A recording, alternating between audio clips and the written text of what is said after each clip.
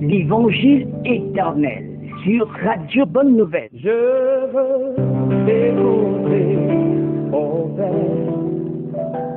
Tous les samedis, 21h, 22h, prenez part à une étude biblique spéciale sur la 99.6 FM. Chrétiens, non chrétiens, ministres de culte, découvrez le sens caché de chaque verset biblique. Le message de Dieu dans les événements et circonstances de la vie. Les prophéties bibliques expliquées terre à terre. Grâce à votre programme, l'Évangile éternel. Explorez la largeur, la longueur, la profondeur et la hauteur des saintes écritures. L'Évangile éternel. Un moment de recueillement avec le patriarche Dieudonné Bachaïpidé. Tous les jours. Et me taire devant tes paroles qui restent. Oh, ta parole est une semence. Proposez vos sujets et posez vos questions au numéro de téléphone 696 40 46 58 674 20 66 70. L'Évangile éternel sur Radio Bonne Nouvelle tous les samedis à partir de 21h. Je veux tout laisser derrière moi pour t'écouter encore et encore et me laisser guider par ta voix. Oui, elle vaut plus que l'or.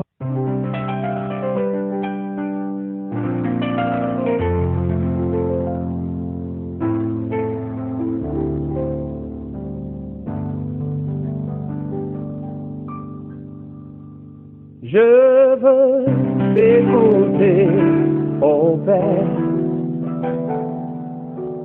Parle-moi encore et encore. Je préfère t'écouter et me taire devant tes paroles qui restaurent. Je veux t'écouter, ô Père. Parle-moi encore et encore. Je préfère t'écouter et me taire devant tes paroles qui restaurent. Oh, ta parole est une semence dans mon cœur. Mesdames et messieurs, bonsoir. Frères et sœurs en Christ, bonjour. Cela dépend du lieu où vous nous attendez, parce que Radio Bonne Nouvelle et cette émission en particulier est écoutée partout dans le monde. Nous pensons donc à vous tous qui nous écoutez en ligne, évidemment de l'autre côté. Et voilà, bienvenue à tout le monde dans ce nouveau programme Évangile éternel. Ici, vous savez bien sûr que nous avons l'honneur de vous présenter la parole de Dieu dans toute sa pureté et dans toutes ses 4 dimensions. C'est la grâce que le Seigneur nous a donnée et ce soir, nous sommes encore là avec plein d'énergie, plein de force, plein de zèle pour libérer cette parole. Comme toujours, pour vous servir, le patriarche Dieudonné Bachaïpidé Mambaboua. Et à la technique, bien sûr, nous avons notre cher frère Noël. Voilà. Partage les enfers. Parle-nous, ô Père.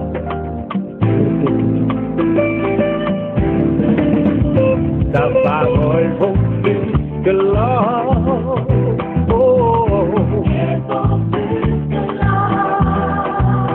Oh Dieu, ta parole me restaure. Oh, c'est plus que l'or, mieux que le diamant. Bien-aimés dans le Seigneur, voilà, nous voici dans cette nouvelle émission, de notre programme. Et ce soir, nous avons de très bonnes choses à voir, parce que nous avons commencé évidemment depuis quelques séances à nous expliquer le contexte, ou pour être plus précis, à nous éclaircir les concepts de l'évangile éternel.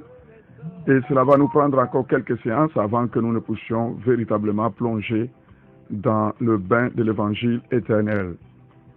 Et comme toujours, nous vous conseillerons de prendre déjà votre bloc-notes et véritablement d'écrire autant que vous pourriez. Ou pourquoi pas enregistrer tout simplement l'émission.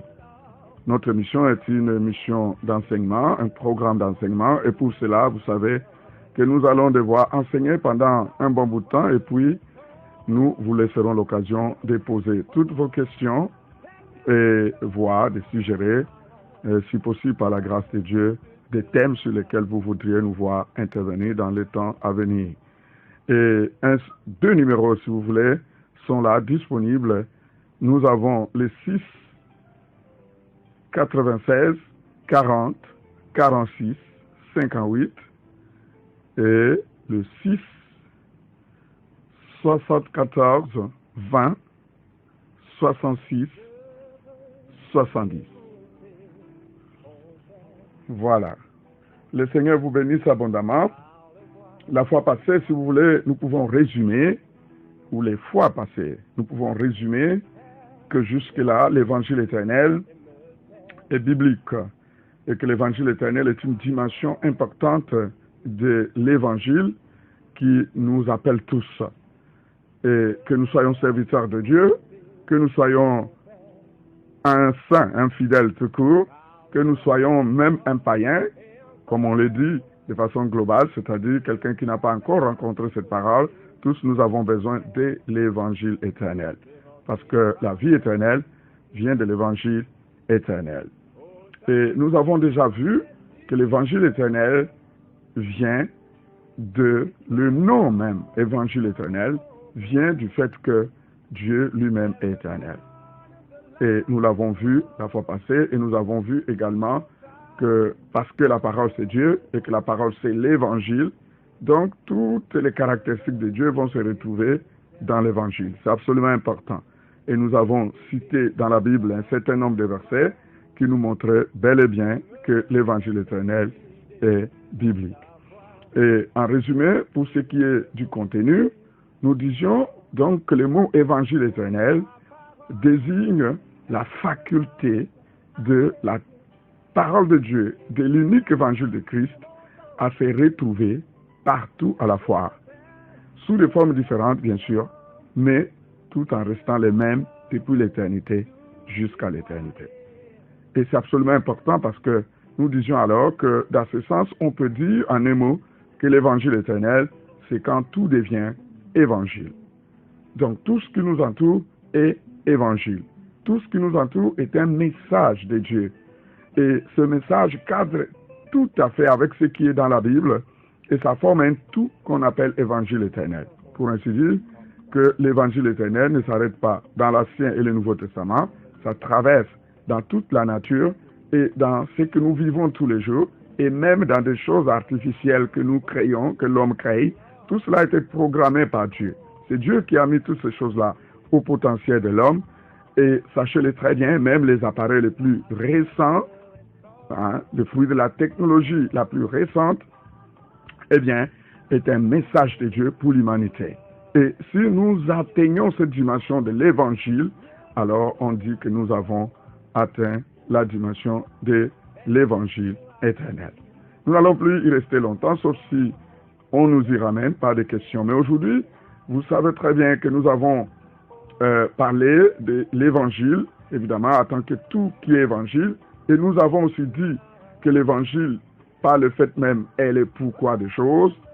Parce que cela voudrait dire que partout là où nous sommes, s'il y a quelque chose qui arrive, nous devrions chercher à savoir pourquoi cette chose-là est là, qu'elle soit dans la Bible ou en dehors de la Bible, au point qu'on puisse définir aussi l'évangile de cette manière-là.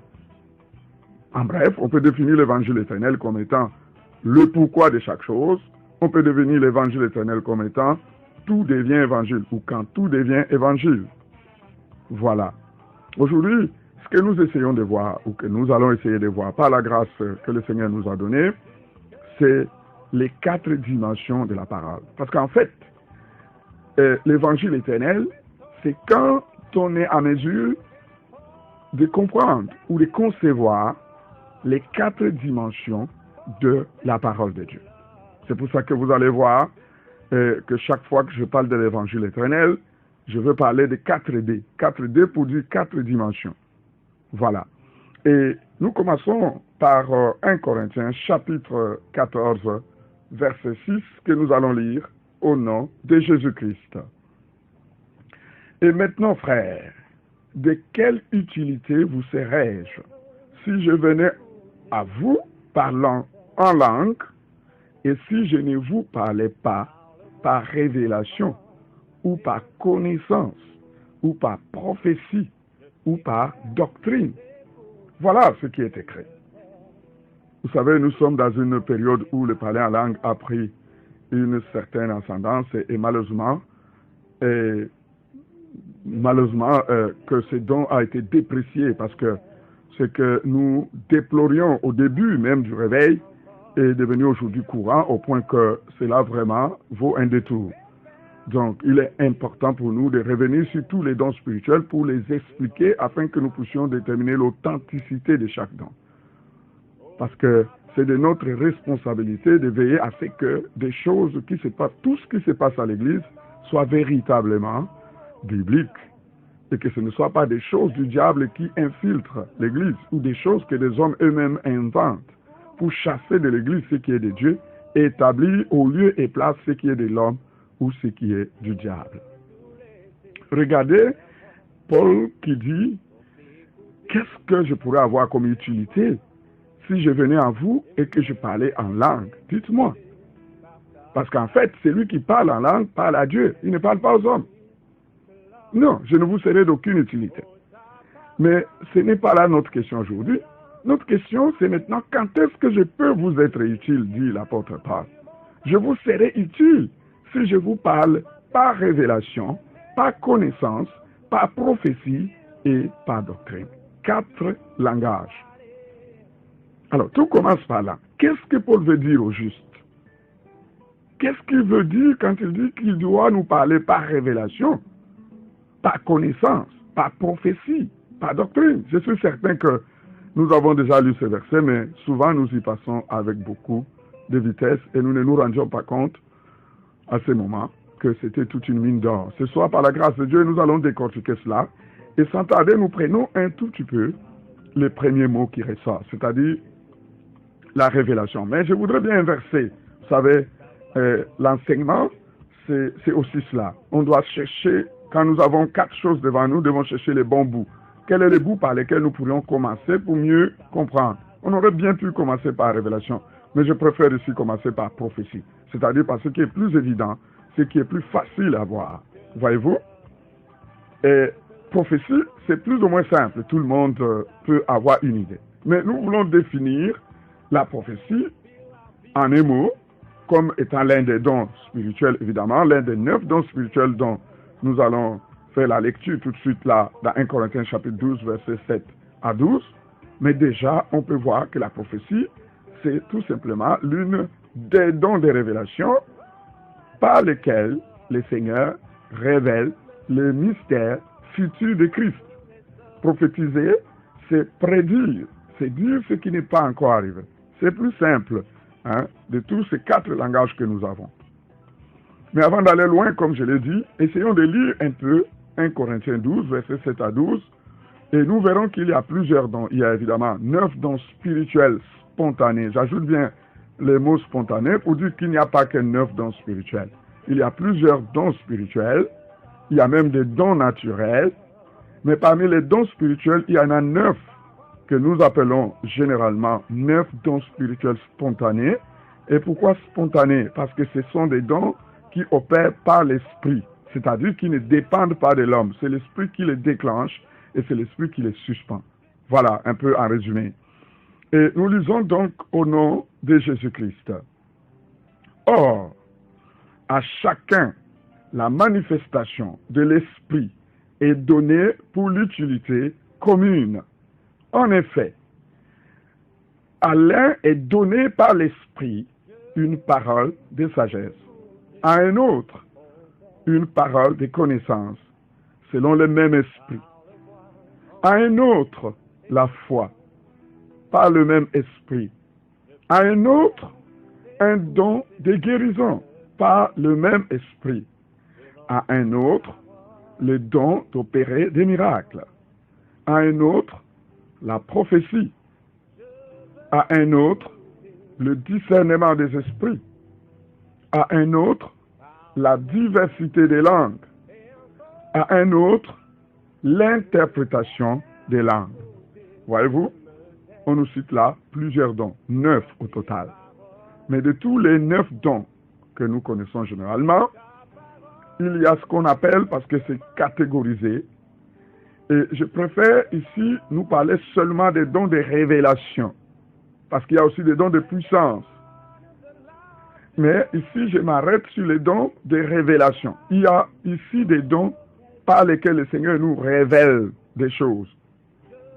Et parmi ces dons-là, on peut donc citer la prophétie. Parce que par la prophétie, Dieu nous révèle. Mais il nous révèle quoi par la prophétie? Il nous révèle les futurs. Il nous révèle les futurs du Christ. C'est-à-dire les mystères futurs de Jésus. Et qu'est-ce qu'il nous révèle par la connaissance? Nous allons y revenir un peu plus tard parce que ça sera un autre langage de Dieu. Nous verrons là-bas qu'il nous révèle là, non pas le futur, mais plutôt le présent et le passé. Et ensuite, il y a aussi les dons de sagesse. Voyez-vous? Et les dons de sagesse ou des paroles de sagesse est un don aussi de révélation. Et qu'est-ce que Dieu nous révèle par les dons de sagesse? Dieu nous révèle donc des éléments, si vous voulez, pour résoudre des questions difficiles. Pour vous donner un exemple plus simple, Salomon se trouve devant un dilemme. 2 femmes se disputent un enfant qui est vivant et se rejettent l'enfant mort. Je crois que vous avez certainement déjà entendu parler de cela, le jugement de Salomon. Cette question était une question casse-tête.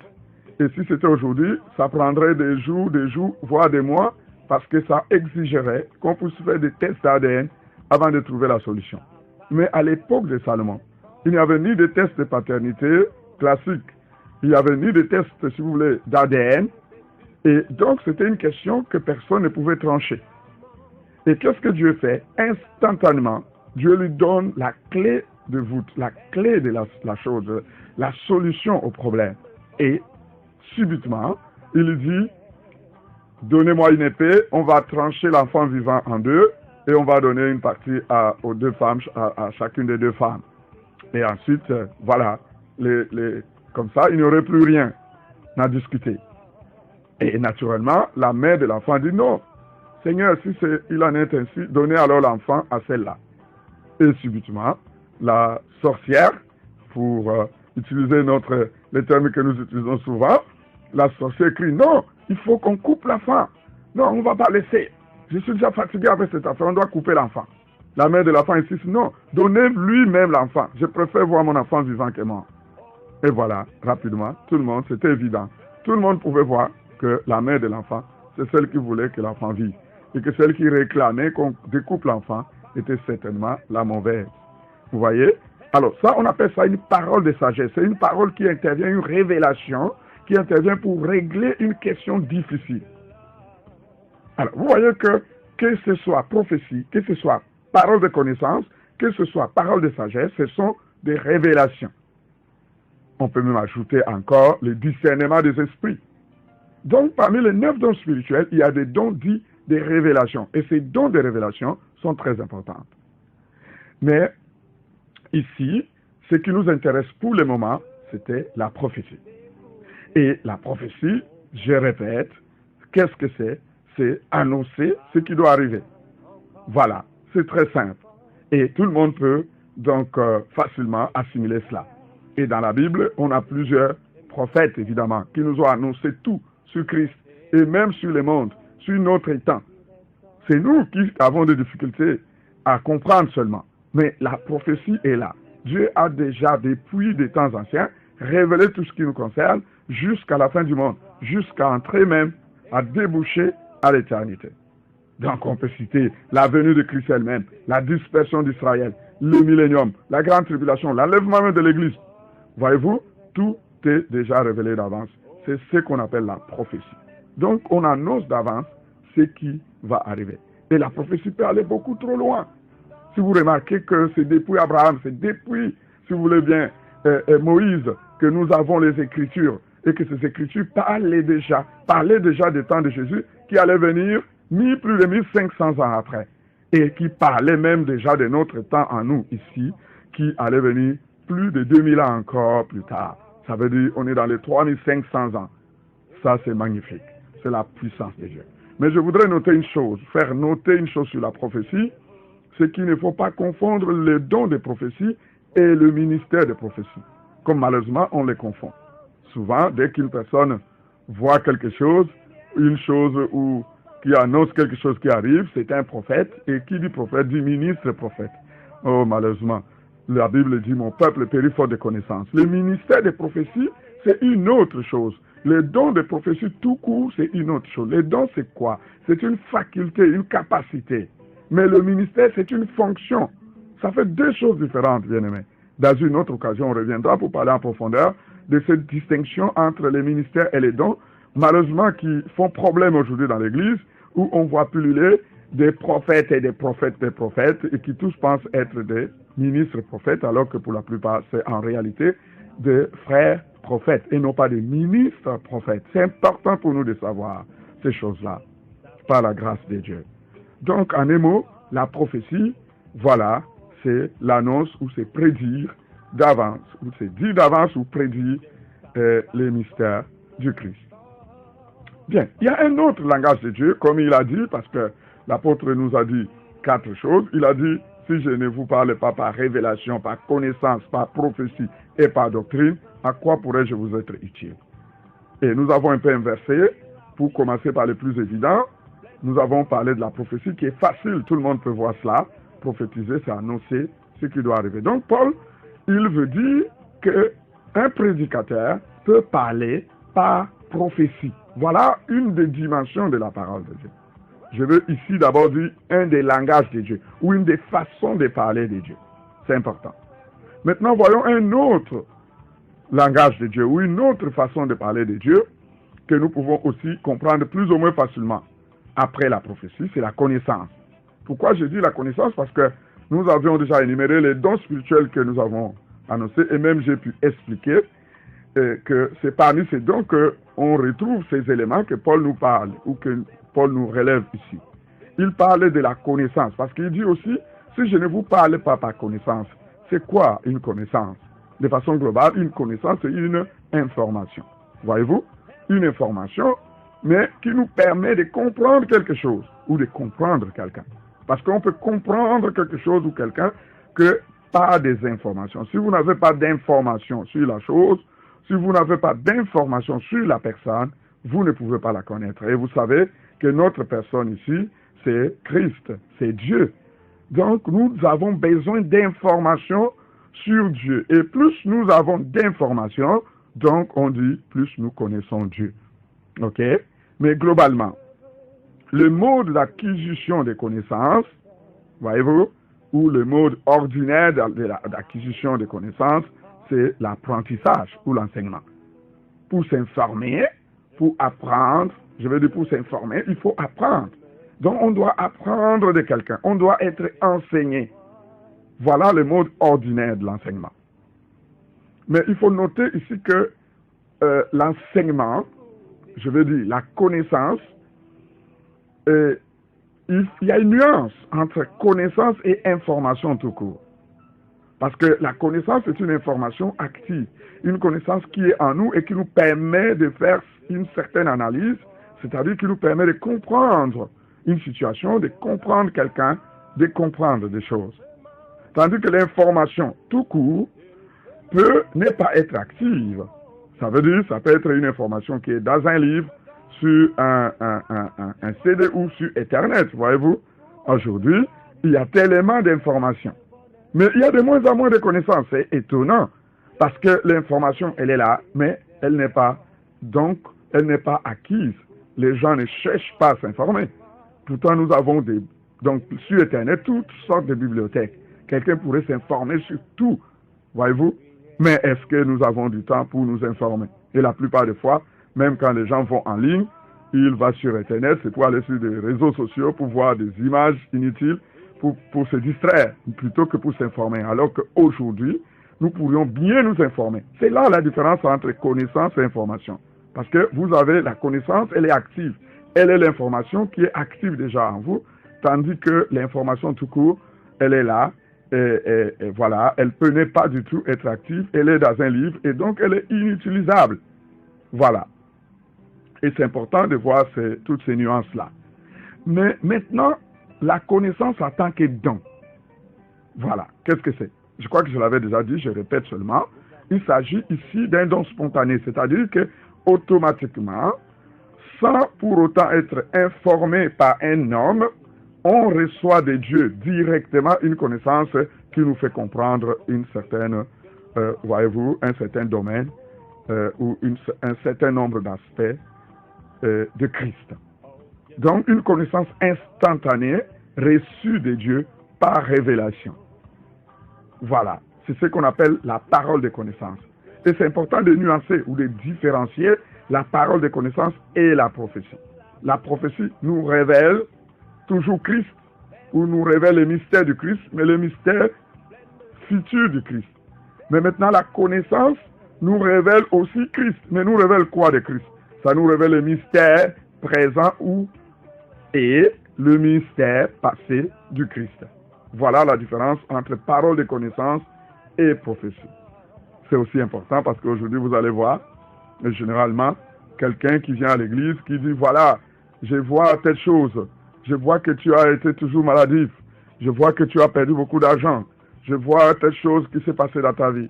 Et il s'est dit prophète. Non, on n'est pas prophète parce qu'on a vu ce que quelqu'un a vécu hier, ou qu'on voit ce qui les tracasse maintenant. Ce n'est pas ça la prophétie.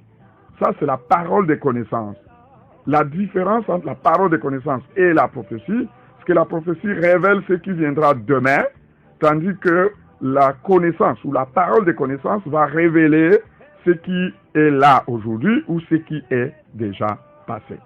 Vous comprenez pourquoi Paul dit qu'il doit venir parler aussi par connaissance? Parce qu'il ne peut pas seulement parler par prophétie. Il ne peut pas seulement révéler les choses passées, je vais dire les choses à venir, mais il doit aussi s'occuper des choses du passé et du présent. Et c'est pour ça que vous voyez, de façon générale d'ailleurs, que tout ce qu'on appelle connaissance, c'est-à-dire la connaissance classique ou toutes les connaissances scientifiques que nous pourrions avoir, ça concerne des choses du passé, n'est-ce pas, et les choses du présent. Vous ne pouvez pas faire une science des choses du futur, voyez-vous, parce que le futur, c'est Dieu qui a le futur. Donc, il n'y a que Dieu qui se distingue par la connaissance du futur. Parce que Dieu peut vous dire des choses qui arriveront demain, exactement avec précision, ou des choses qui arriveront dans 1000 ans ou dans 10 000 ans. Mais aucune science, c'est-à-dire aucune connaissance, ne peut vous parler de cela. La connaissance nous décortique ou nous explique, nous fait analyser les choses qui sont passées et les choses qui sont là présentement. C'est important de connaître toutes ces choses-là. Parce que ce sont là les différentes manières dont Dieu nous parle. Vous comprenez? On peut résumer la connaissance, voyez-vous, par les Écritures. Parce que c'est la Bible qui nous révèle les choses, n'est-ce pas, du passé et les choses, en quelque sorte, même aussi du présent. Même s'il y a aussi une partie de la prophétie. Donc, Paul, quand il dit qu'il peut parler par connaissance, il veut dire qu'il veut parler en nous révélant les mystères passés et les mystères présents du Christ. Et c'est très important. Vous verrez même que c'est le propre du ministère apostolique. Un ministre apôtre, c'est quelqu'un qui a forcément le don des paroles, des connaissances. Voyez-vous, je peux vous donner l'exemple de Moïse, qui était certainement un apôtre. Et Moïse s'aimait à vous révéler l'histoire de la création. Mais il n'était jamais là. Comment Moïse a fait pour voir comment Dieu a créé le premier jour, le deuxième jour avec autant de précision. Et il nous révèle même le déluge qui a eu lieu longtemps avant lui. Voyez-vous, c'est par révélation qu'il a vu ces choses-là, surtout l'histoire de la création. C'est absolument par révélation, parce que même l'homme n'était pas encore créé le premier jour. L'homme a été créé le 6e jour. Voyez-vous? Donc, le passé, la révélation du passé. Et ensuite, Moïse va nous révéler également la loi, les 10 commandements. Donc, il va parler du présent.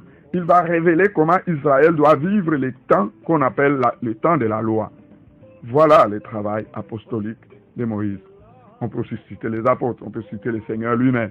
La Bible dit que Jésus connaissait les cœurs des gens. Il n'avait pas besoin qu'on lui dise ce qui était dans l'homme. Parce que quand il te voyait, il connaissait ce que tu pensais au moment là. Et il connaissait ce que tu pensais avant d'arriver là. Ça, c'est la parole de connaissance. Amen. J'espère que le Seigneur nous permet de comprendre ces choses-là parce que c'est vital pour nous pour saisir ce qu'on appelle l'évangile éternel.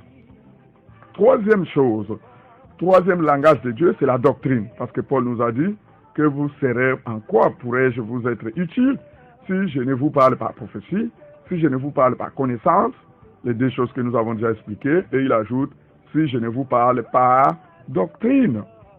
La doctrine, c'est quoi? Tout simplement, c'est l'enseignement.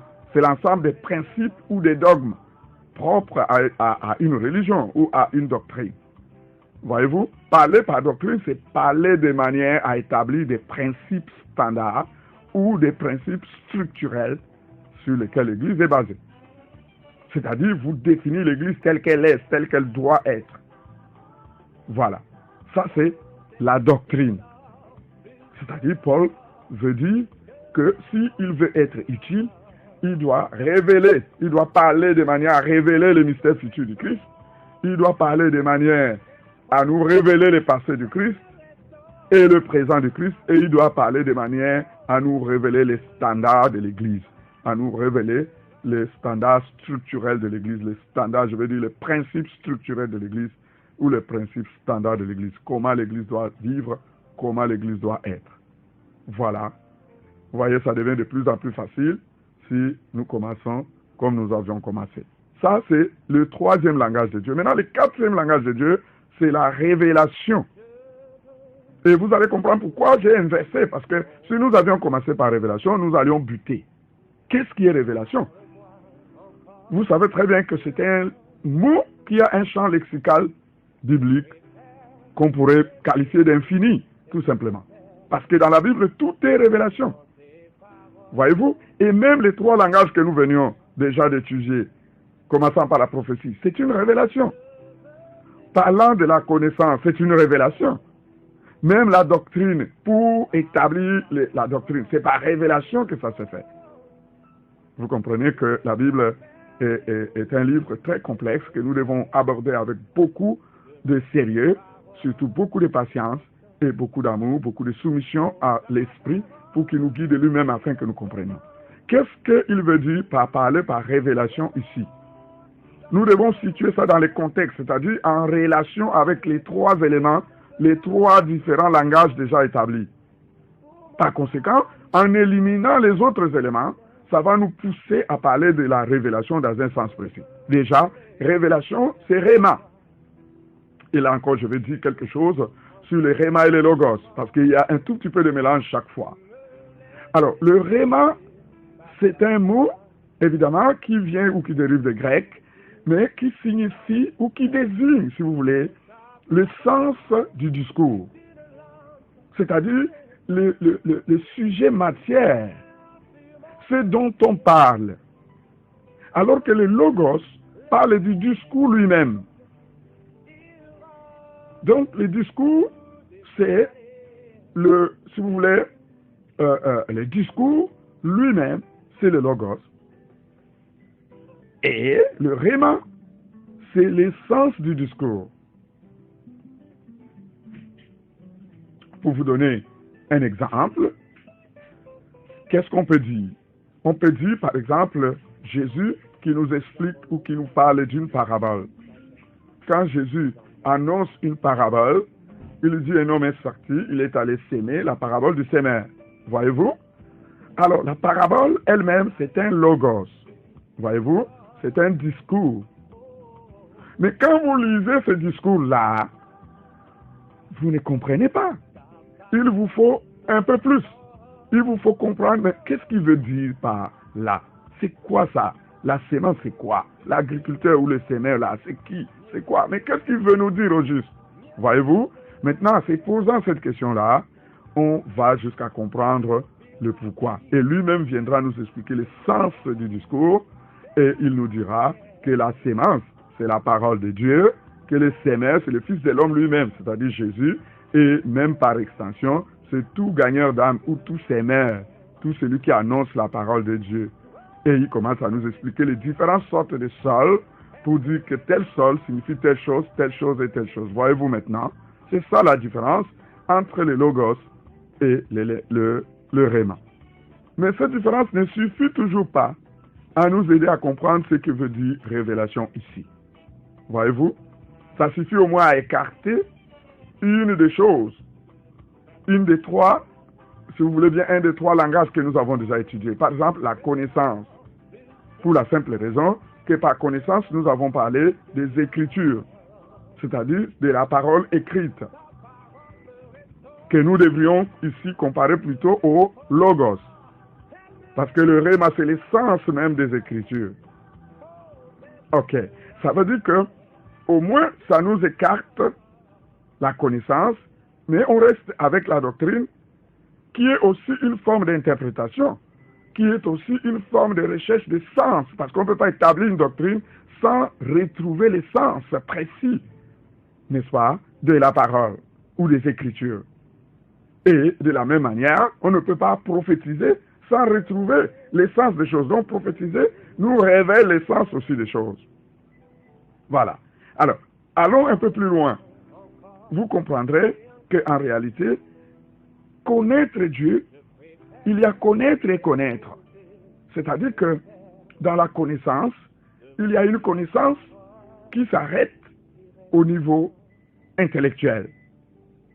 Mais il y a une autre connaissance qui va un peu beaucoup plus loin. Et vous verrez que c'est de ça qu'il est plutôt question ici. C'est la révélation ici dans le sens profond, c'est-à-dire dans le sens de ce que vous avez saisi personnellement du message de Dieu. Autrement dit, la connaissance, c'est-à-dire parler par connaissance, nous donne une certaine connaissance du passé et du présent de Christ. La prophétie nous donne une connaissance du futur du Christ. La doctrine nous donne une connaissance des principes universels qui établissent toutes ces paroles de Dieu. Mais la révélation ici, c'est quoi? C'est maintenant une autre chose, c'est-à-dire une autre connaissance, la connaissance que nous avons personnellement maintenant de ces dieux-là. En d'autres termes, la manière dont cette parole ou toutes ces connaissances, ces trois niveaux de langage de Dieu, la manière dont ces trois niveaux de langage ont touché notre cœur. C'est-à-dire que la révélation ici, c'est la connaissance personnelle maintenant, la connaissance intime que vous avez avec la parole ou avec Dieu. En d'autres termes, c'est la parole que vous avez reçue, mais que vous avez cru. Voyez-vous, ici, la révélation, c'est quelque chose de beaucoup plus que ce qu'on connaît. C'est-à-dire que ce qu'on connaît intellectuellement, je veux dire, c'est quelque chose qu'on connaît intellectuellement, mais quelque chose qu'on y a déjà adhéré. Une parole de Dieu dans laquelle on a cru. En d'autres termes encore, la parole de Dieu qui a déjà transformé votre vie, qui a touché votre vie au point de commencer à vous transformer. Vous savez, il y a un mystère quand nous mangeons. Quand vous mangez, vous prenez une nourriture, vous la mâchez, ensuite vous, si vous voulez, vous l'avalez, et quand vous l'avez avalé ou ingurgité, qu'est-ce qui va se passer? Il va avoir maintenant une fusion entre vous et cette nourriture. C'est ce qu'on appelle la digestion. Voyez-vous? Et c'est cette étape-là qui est révélée ici. Le moment où vous et votre nourriture, vous devenez un. Le moment où vous et la parole de Dieu, vous devenez un.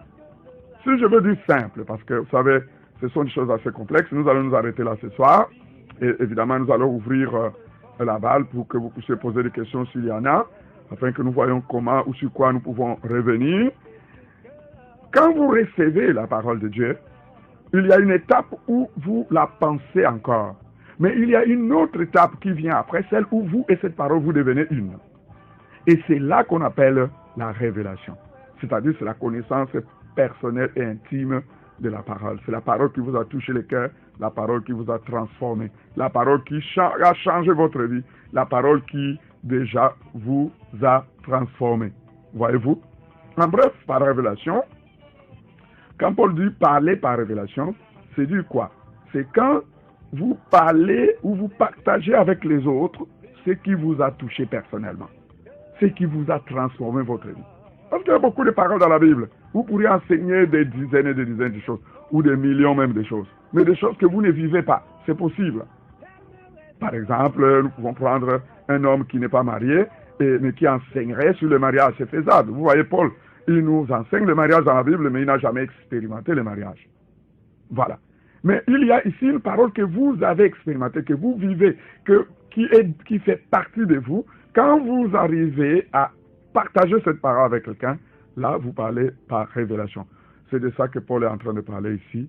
Et nous pouvons résumer et dire, voilà, les 4 façons de parler de Dieu, ou les 4 langages de Dieu, évidemment que nous allons marier aux 4 dimensions, quand le temps va nous le permettre.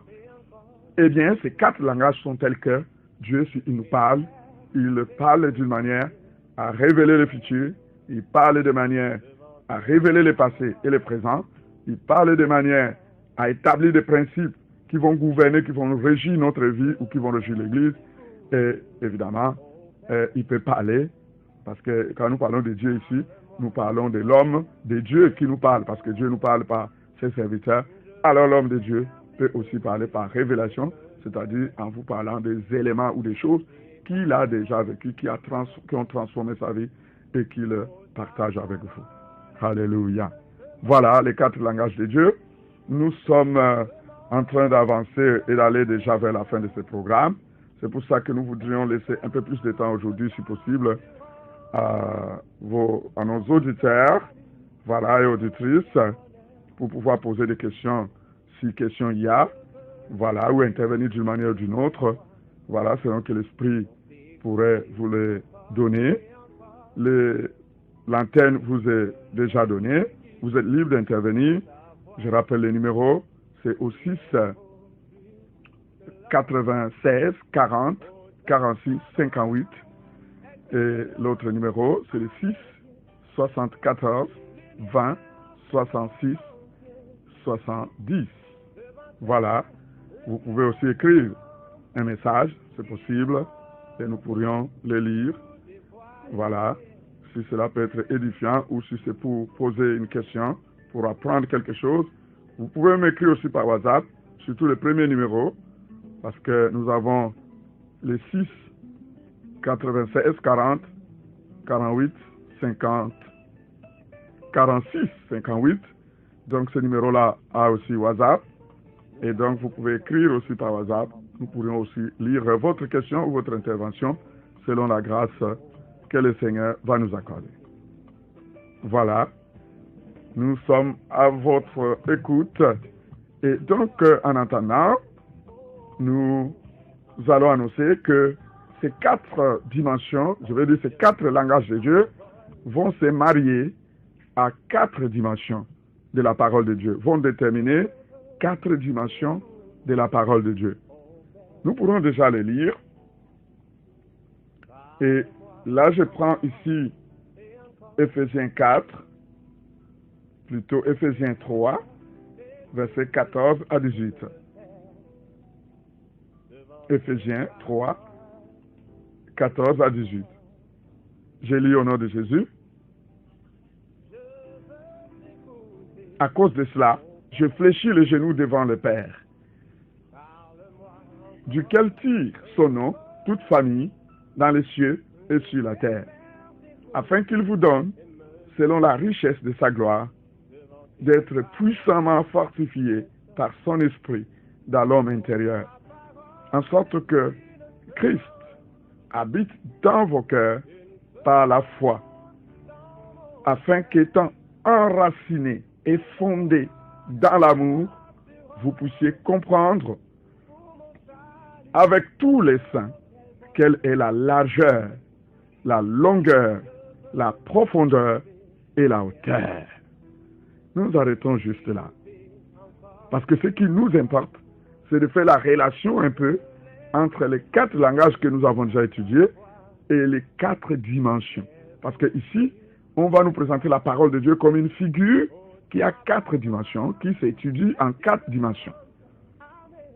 Alléluia.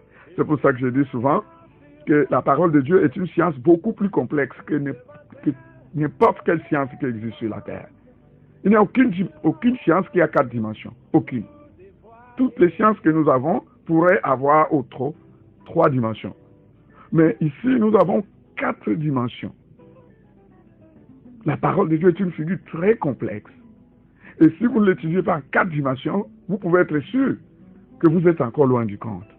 C'est pour ça que quand la dimension de l'évangile éternel, qui est la 4e dimension, ou qui est la fusion, ou la conjugaison des 4 dimensions, nous échappe, eh bien, nous sommes encore loin du standard. On nous parle de la longueur, déjà de la largeur de la parole, de la longueur, de la profondeur et de la hauteur. Waouh! Très puissant. Ce qui veut dire que si, pendant que nous sommes en train d'étudier la parole de Dieu, nous devons savoir si nous sommes déjà à quelle dimension. Sommes-nous au niveau de la largeur? Sommes-nous au niveau de la longueur? Sommes-nous au niveau de la profondeur? Et à quelle profondeur d'ailleurs? Et sommes-nous au niveau de la hauteur? Et à quelle hauteur? Parce que nous verrons que les hauteurs et les profondeurs sont multiples. Et c'est magnifique.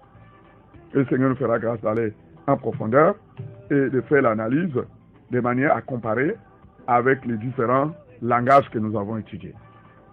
Je rappelle que nous sommes déjà vers la fin de l'émission, c'est-à-dire au moment des questions et réponses. Vous pourriez intervenir au 6 96 40 46 58 ou au 6 74 20 66 et 70.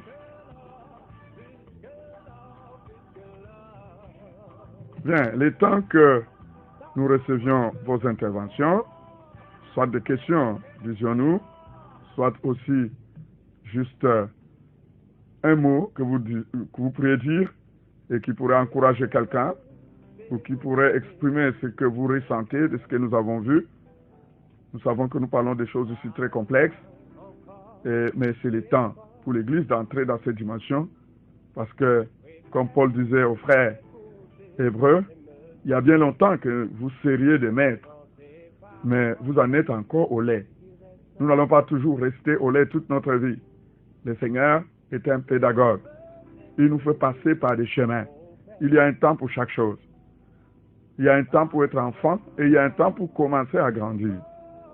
Voilà. Et même pour grandir et pour vieillir.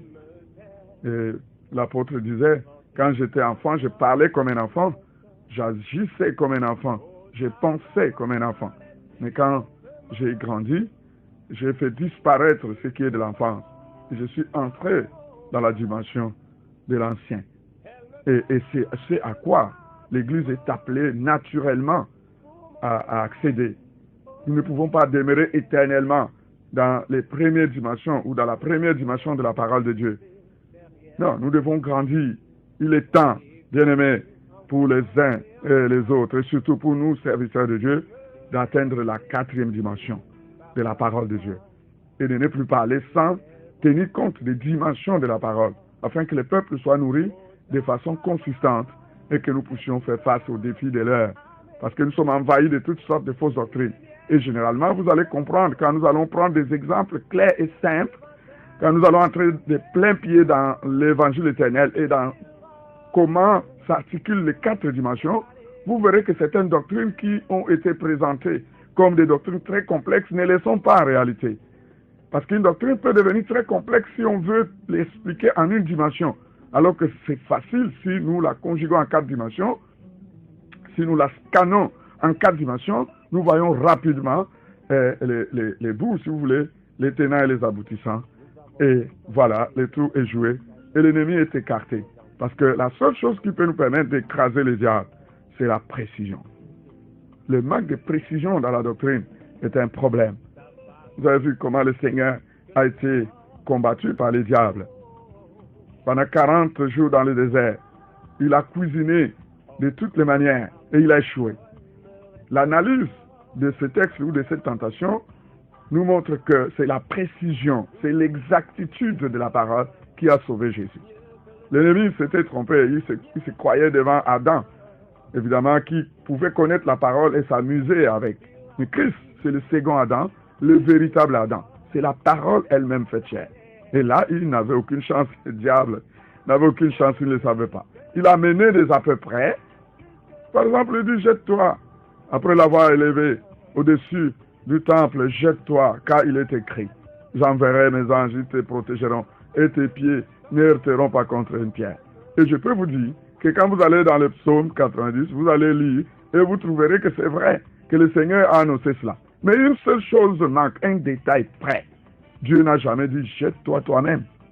Vous comprenez?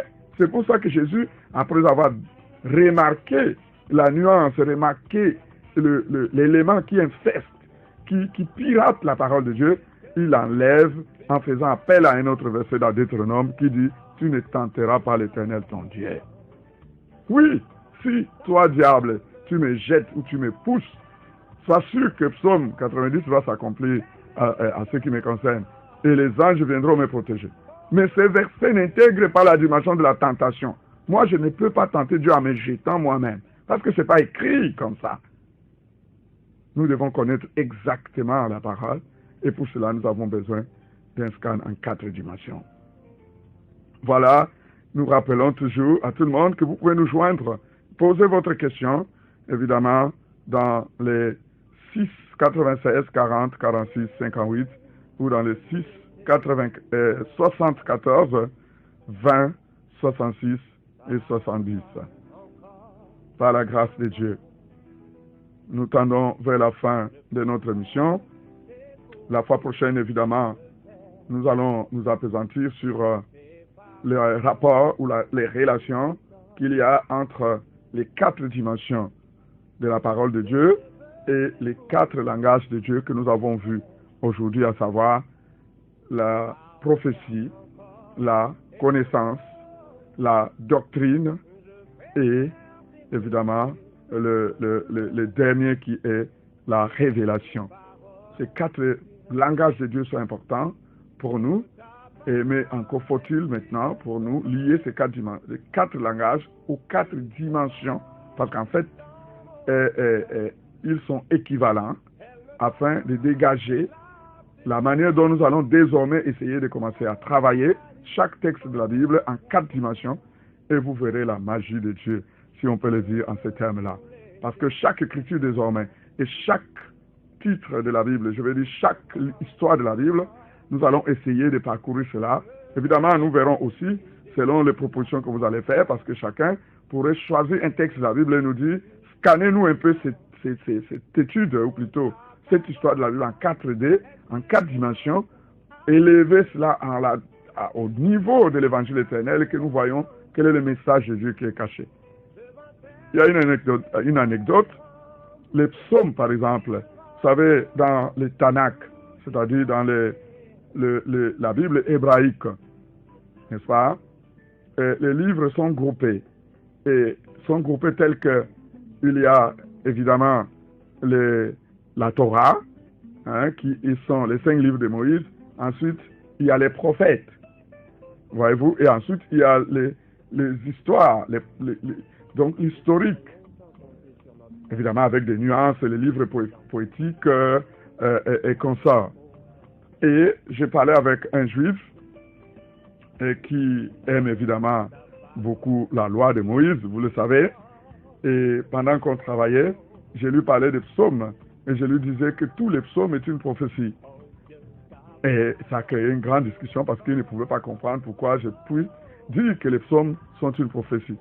Mais quand je vais plus loin, jusqu'à dire que il faut savoir que ce n'est pas seulement les psaumes, mais c'est tous les livres de la Bible qui sont des prophéties, c'est-à-dire tous les livres de l'Ancien Testament. Même donc Cantique des Cantiques, c'est une prophétie. Voyez-vous, n'importe quel livre qui est là, même le livre d'Ecclésiaste, c'est une prophétie. Même Proverbe, c'est un livre prophétique. Tous les livres qui sont là sont prophétiques. La Genèse est un livre prophétique. L'Exode est un livre prophétique. Lévitique nombre Deutéronome. Ah, il dit non, là, vous voyez, vous exagérez toujours. Pourtant, ce n'est pas une exagération. Vous allez comprendre qu'avec la conjugaison ou les scans de la parole de Dieu en 4 dimensions, nous pourrions voir toutes les prophéties cachées dans la parole de Dieu. Voilà, nous tendons vers la fin de notre programme. Tout ce que nous pouvons dire, parce que ce soir, apparemment, nous n'avons pas de questions. Je ne sais pas, peut-être que nous avons trop bien compris pour pouvoir poser des questions. Mais quelqu'un disait aussi qu'attention, parce qu'il arrive qu'en ne comprenant pas, on pourrait même pas savoir par où commencer pour poser des questions. Je préfère croire ce soir que le Seigneur nous a aidés à mieux comprendre pour que nous ne puissions pas avoir de questions. Mais si nous avons des problèmes, n'hésitez pas, vous avez notre numéro qui passe de temps en temps. Vous pouvez poser vos questions même dans la semaine, en attendant le samedi prochain, où nous nous fixons à nouveau les rendez-vous pour venir et parler de la parole de Dieu en 4 dimensions, parler de l'évangile éternel. Entre-temps, si vous avez été bénis par cette parole de ce soir, par le programme ou l'émission de ce soir, alors ne les cachez pas pour vous seul, parlez de cela à quelqu'un d'autre et parlez de lui de l'heure de l'émission. Ça fera beaucoup de bien. Et vous pouvez réécouter cette émission sur notre page Facebook, voilà, et même sur notre chaîne YouTube, qui est, en tout cas, sous le nom Église des Saints Restaurés. Vous voyez, je répète, Église des Saints Restaurés. Si vous tapez cela sur Facebook, vous allez avoir notre page Facebook et c'est là que vous pourrez réécouter toutes les émissions d'ailleurs, toutes les émissions passées et cette émission-ci. Si cela vous intéresse, c'est important de voir d'écouter les émissions en chaîne ou toutes les émissions pour mieux comprendre parce qu'il s'agit d'un corps, il s'agit de tout un corps. Mais vous pouvez également nous poser des questions, comme je l'ai déjà dit, ou intervenir, ou nous demander d'intervenir sur n'importe quel thème que vous voulez, n'est-ce pas, par téléphone. Voilà. Et vous pouvez également, si vous voulez apprendre la parole, nous parler aussi, ou nous écrire par WhatsApp, parce que le numéro 6 96 40 46 58, c'est sur WhatsApp également. Et vous pourrez nous écrire là, inbox, et nous pourrions vous répondre. Voilà, salutations à tous. Que le Seigneur vous bénisse abondamment. Que le week-end vous soit, si vous voulez, favorable. Et que le Dieu de l'évangile éternel vous bénisse, vous comble, partout vous qui nous avez suivis ici à Douala, mais aussi partout à Yaoundé, dans le monde entier. Grâce et paix sur vous. Au nom de Jésus-Christ. Amen.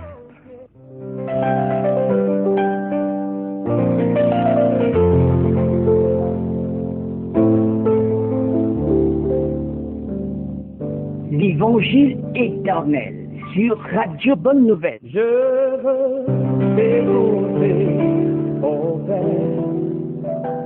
Tous les samedis, 21h-22h, prenez part à une étude biblique spéciale sur la 99.6 FM. Chrétiens, non chrétiens, ministres de culte, découvrez le sens caché de chaque verset biblique. Le message de Dieu dans les événements et circonstances de la vie. Les prophéties bibliques expliquées terre à terre. Grâce à votre programme, l'Évangile éternel. Explorez la largeur, la longueur, la profondeur et la hauteur des saintes écritures. L'Évangile éternel. Un moment de recueillement avec le patriarche Dieudonné Batchak-Pidé. Tous les jours. Et me faire devant tes paroles qui restent. Oh, ta parole est une semence. Proposez vos sujets et posez vos questions au numéro de téléphone 696 40 46 58 674 20 66 70. L'Évangile éternel sur Radio Bonne Nouvelle tous les samedis à partir de 21h. Je veux